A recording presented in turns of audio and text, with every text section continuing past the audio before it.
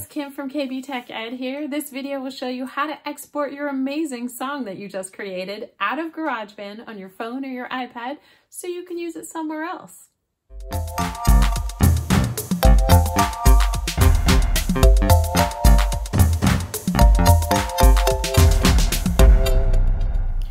Now that we're finished with our song, let's go ahead and export it. So I'm going to go ahead and go back to all of our songs. We can rename the song by tapping on it. And now we can type the name of the piece that we did. The next thing we're going to do is tap and hold on it. When you tap on hold on it, you get all of these different menus. One we need right here is share.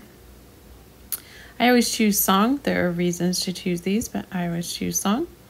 I generally leave it with high quality and I'm going to press share. It's going to say, where do you want to share it? Often I'm going to go ahead and open this in iMovie. And it'll bring me up different files and I slide them and there is iMovie. So I can take my song that I just finished and put it straight into iMovie. It'll ask me which project would you like to add it to? Or would you like to create a new one? In this case, I'm going to create a new one. And there is my song. If I'm not using it in an iMovie, I may need to just save it to files.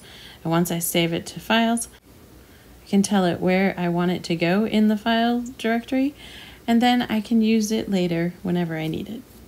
And that is how you export from GarageBand.